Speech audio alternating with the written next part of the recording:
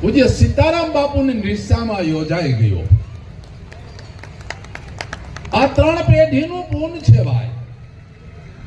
મને એક પંક્તિ યાદ આવી ગઈ છે, મારી બનાવેલી છે.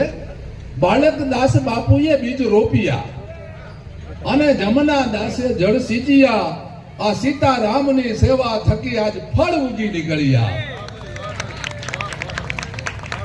હે આ 3 પેઢીઓ ઘસાઈ જાય ને ત્યારે ભાઈ સન્માન મળે છે. અને આ કોઈ લોટરી નથી કે આવી લાગી ગયા અને પાછી કરોડપતિ થઈ ગયા અને પાછા રોડપતિ પણ થઈ જાય. આને માટે તપ જોય.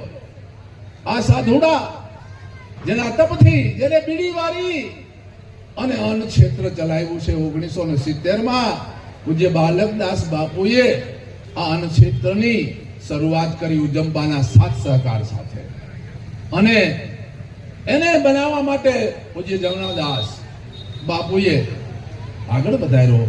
અને આજે સીતારામ બાપુના તપ પાકી ગયા અને એની સેવા થકી આજે ફળ ઉગીને નીકળ્યા છે.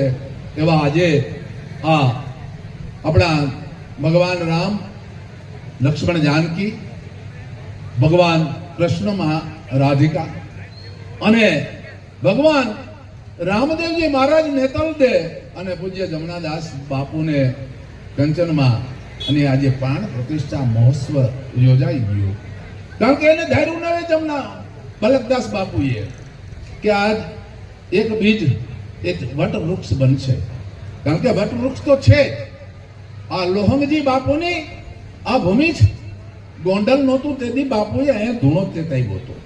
ગોંડલ નહોતું, ગોંડલની સ્થાપના નહોતી ત્યારે અરડોઈ આપણી રાજગાદી હતી અને કુંભાજી એ અરડોઈની અંદર ગાડી ચલાવતા.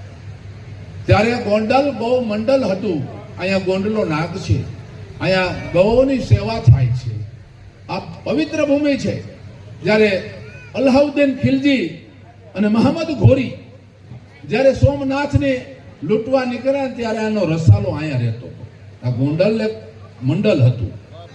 અને એ સમયમાં 1600ના સૈકાની અંદર પૂજ્ય આમેરના રાજવી લોહલમજી બાપુ કોણ હતા.